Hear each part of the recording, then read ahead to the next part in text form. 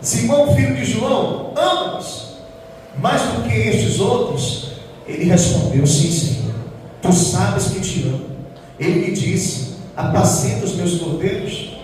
Tornou a perguntar pela segunda vez: Simão, filho de João, tu me amas? Ele lhe respondeu: sim, Senhor, tu sabes que te amo. Disse-lhe Jesus: pastoreia as minhas ovelhas. Pela terceira vez lhe perguntou: Simão, filho de João, tu me amas? Pedro entristeceu-se por ele lhe ter dito pela terceira vez: tu me amas. E respondeu: Senhor, tu sabes todas as coisas, tu sabes que eu te amo. Jesus lhe disse: apacenta as minhas ovelhas. Preste atenção aqui no pastor. Toda vez que você quer olhar para trás e voltar para aquele lugar que Deus tirou você, que Deus tirou no passado, você vai ter um insucesso. Você não vai ser bem sucedido. Por quê, pastor? Porque nós temos que estar no ambiente que Deus separou para a gente. Nós temos que viver o sonho, o projeto que Deus direcionou para a nossa vida. Diga glória a Deus.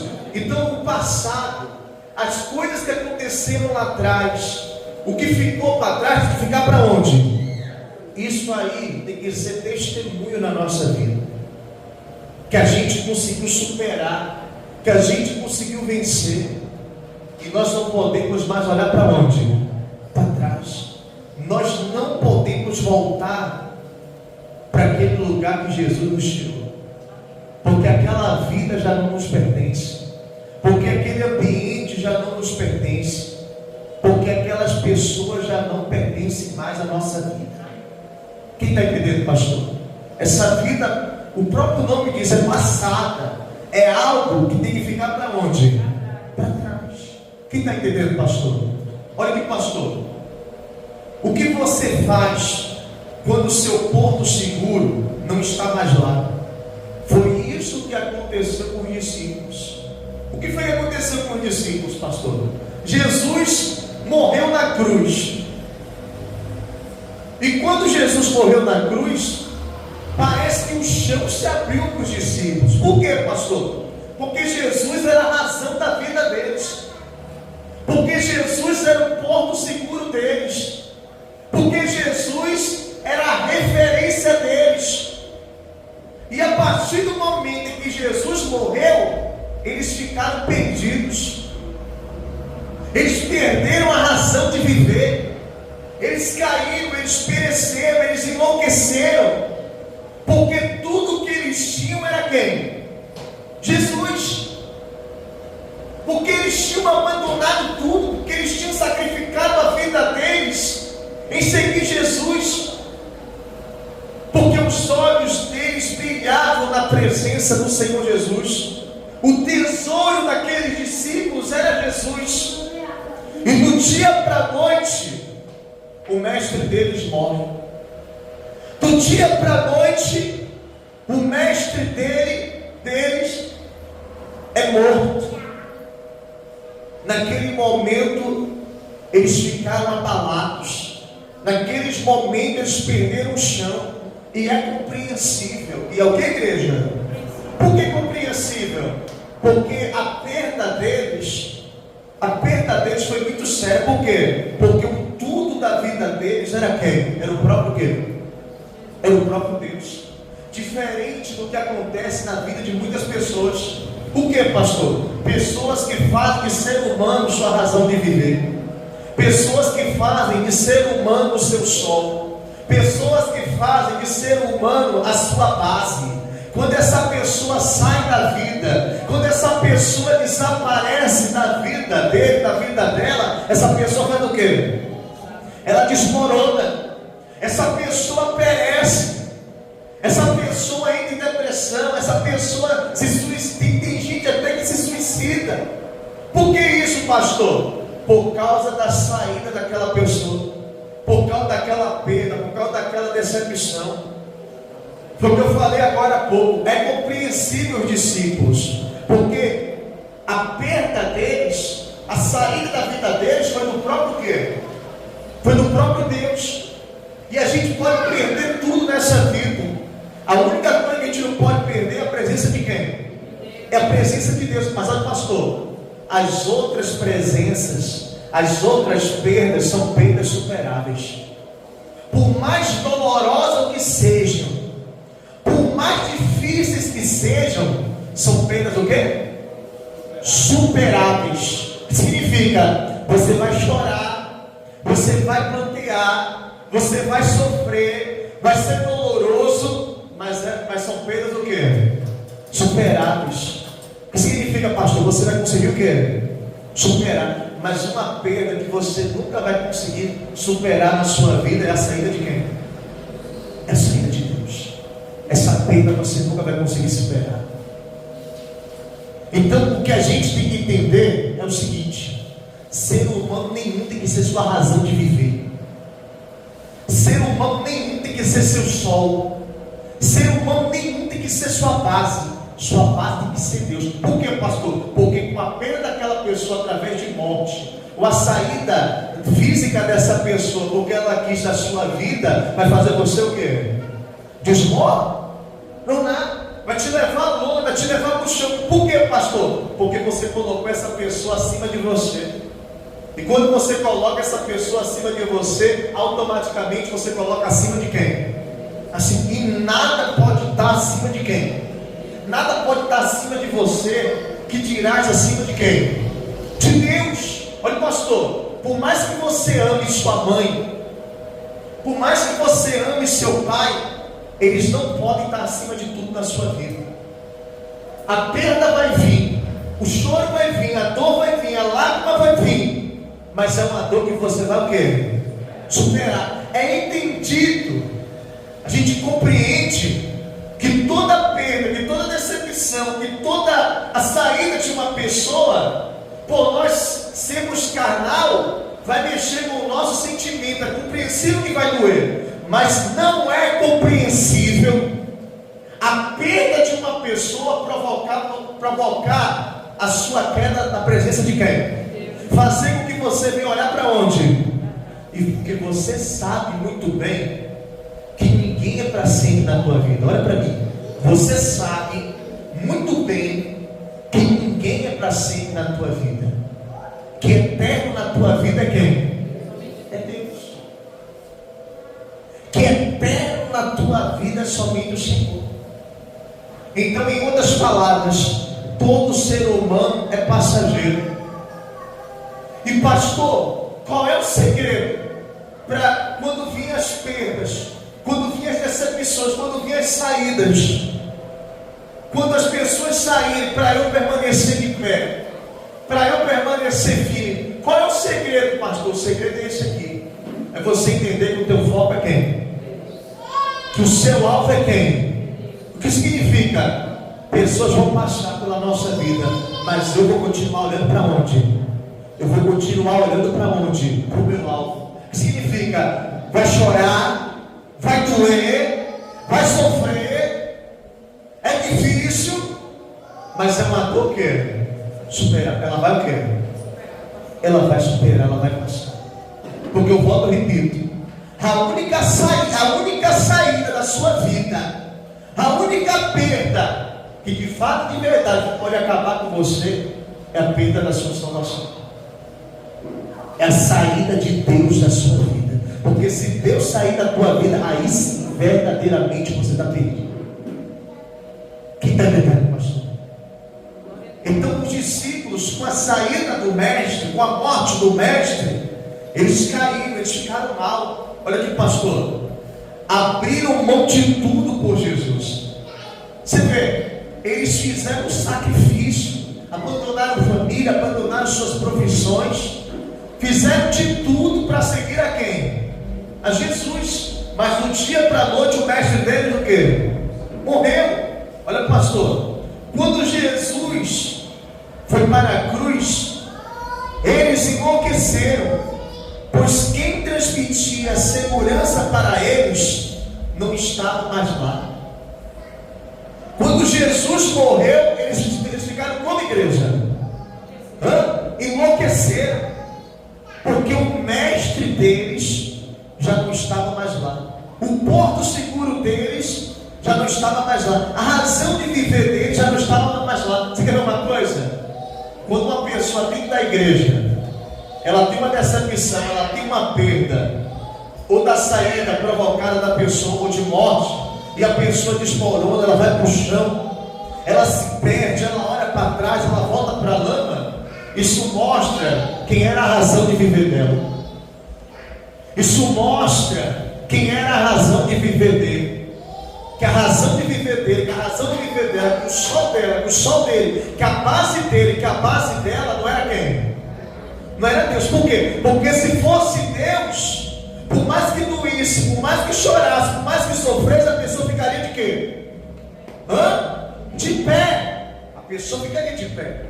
Mas se desmoronou, se olhou para trás, se voltou para a lama, é porque na verdade o primeiro da vida daquela pessoa era aquela pessoa lá que ela perdeu.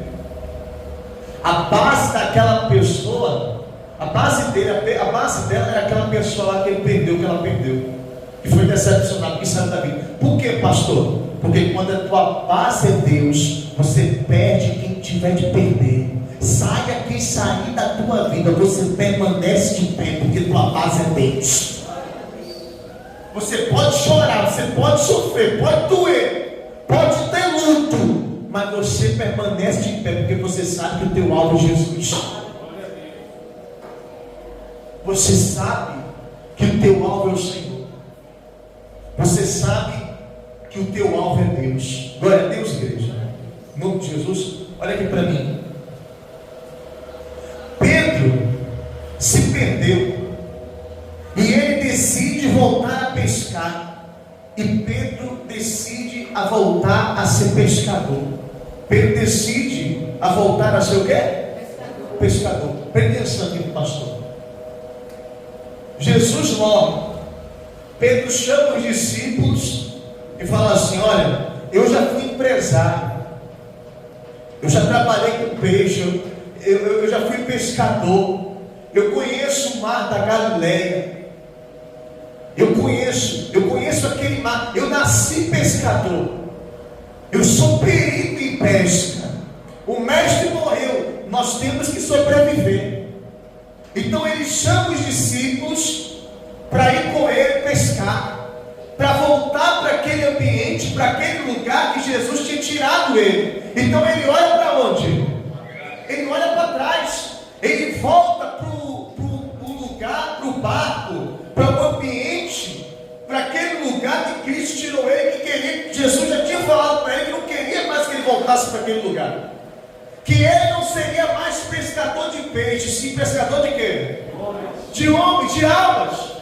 Então, aquele ambiente, aquele lugar, já não pertencia mais a ele, mas ele caiu, ele se perdeu mais os discípulos, e ele volta para o mar, e ele chama os discípulos com ele, e ele começa a pescar. Pedro começa o quê? Pedro começa a pescar. Olha aqui, pastor, quando você diz para Cristo, em algum momento da sua vida, você nunca mais vai fluir no lugar em que Cristo te tirou. Não vai mais ter o mesmo gosto. Você não vai ter mais o quê? Por quê, pastor? Pedro, no passado, ele era perito em pesca. No passado, Pedro era um excelente pescador, um excelente empresário. Só que aquela vida não pertencia mais a quem? Mas a ele. Então, quando ele tentou pescar mais os discípulos, a pesca dele foi frustrante. Por quê, pastor? Porque ele não conseguiu pescar nenhum peixe. Pedro não conseguiu pescar mais nenhum peixe. A experiência que ele tinha no passado,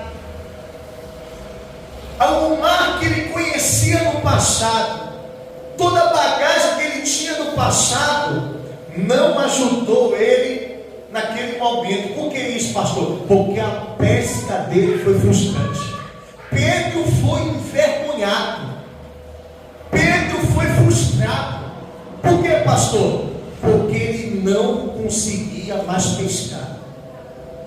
porque ele não conseguia mais desempenhar o serviço que ele conseguiu desempenhar onde? No passado, porque ele não conseguiu ser bem sucedido na pesca. Pedro foi frustrado, Pedro se sentiu envergonhado. Para você ter ideia, os discípulos estavam pressionando Pedro, pressionaram Pedro tanto que Pedro tirou a roupa. Pedro ficou nu no barco, de tanta pressão que estava sobre ele. Porque os discípulos falaram: rapaz, a gente estava em terra, a gente estava lá na nossa vida, e você nos trouxe para cá, dizendo que você era um excelente pescador, dizendo que você conhecia esse mar, mas até agora você não conseguiu pescar nem o quê? Sabe por quê? Porque quando você volta para trás, quando você volta para aquele ambiente, quando você volta para aquela vida que você já não deveria mais o quê?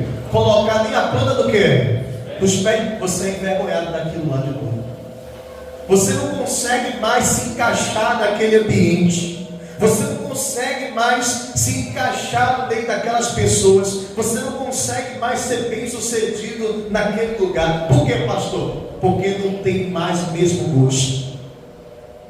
Não tem mais o mesmo gosto. Por quê, pastor? Porque aquele ambiente não te o quê?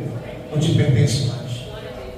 Aquele ambiente não te pertence mais. Você quer ver uma coisa? No passado, quando você estava naquele ambiente, você se sentia confortável. No passado, quando você estava no meio daquelas pessoas, daquelas coisas, você se sentia confortável. Nada mexia com a tua o quê? Com a tua consciência. Mas a pessoa que olhou para trás, voltou para o vômito, voltou para a lama e voltou para o passado, ela já não consegue ter prazer mais naquilo. Ela não consegue, ele não consegue mais ser feliz naquilo. Por quê, pastor? Porque aquele ambiente que você está, aquelas pessoas que você anda, aquela vida que você está vivendo, está contrariando a vontade de quem? Porque aquilo já não pertence mais a você.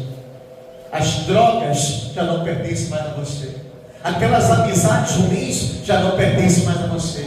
Aqueles relacionamentos ruins já não pertencem mais a você. Aquele ambiente já não pertence mais a você. Porque o que você tem que viver a partir de hoje em diante é o projeto de quem? É o sonho de quem? É o ambiente de quem? É aquilo que Deus ele tem para proporcionar para a sua vida.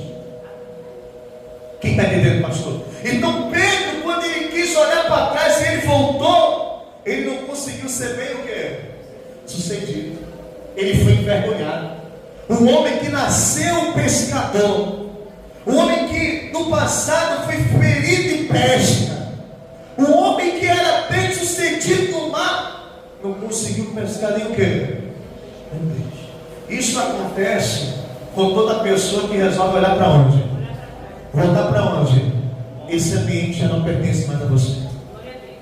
Essa vida já não pertence mais a você. A vida que te pertence é a vida que Deus tem direcionado para você. Quem está entendendo, pastor? Glória a Deus, igreja. Olha aqui, pastor. Pedro, ele amava Jesus.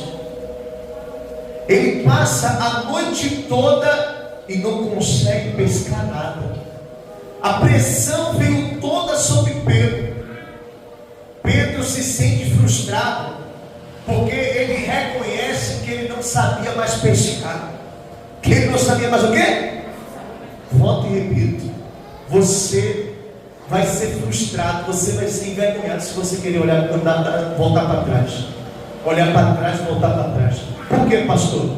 Porque você já não sabe mais fazer aquilo. Porque aquele ambiente já não tem mais nexo sobre você. Porque aquele ambiente já não tem mais autoridade para você. Por quê, pastor? Porque aquilo ali já é passado na tua vida. Aquela vida de droga, aquela vida de vício, aquela vida de prostituição, aquela vida de roubo, aquela vida de mentira, aquela vida de engano, já não pertence mais a você. Glória a Deus. Já não pertence mais a você. Olha aqui, pastor. A pressão veio sobre Pedro. E Pedro ficou frustrado. Todas as vezes que você desce, você desce e você tenta fazer algo que Deus não quer que você faça, Deus vai te envergonhar. Toda vez que você sai do ambiente que Deus direcionou você, você sai da vida que Deus direcionou você, e você quer voltar para onde? Você é envergonhado, você é humilhado, você é frustrado. Pedro foi frustrado, Pedro foi humilhado, Pedro foi envergonhado, porque ele quis voltar para um ambiente que já não pertencia mais a ele. Olha, pastor, esse ambiente já não pertence mais a você. Ambiente de bar já não pertence mais a você. Ambiente de cachaça já não pertence mais a você. Amizade carnal que quer te levar para o vício, para a droga, para a vida errada, já não pertence mais a você. Ambientes que você sabe que a presença de Deus não está ali, já não pertence mais a você. Vida errada, vida de mentira, vida de prostituição, mulher dos outros, homem dos outros, pessoas aqui fora que querem levar você à prostituição, já não pertence mais a você. Porque você não pode mais viver a vida velha, você tem que viver a vida nova que Jesus tem na sua vida. Você tem que viver o novo de Deus na tua vida. Glória a Deus, queridos. Em nome de Jesus. Olha aqui, pastor.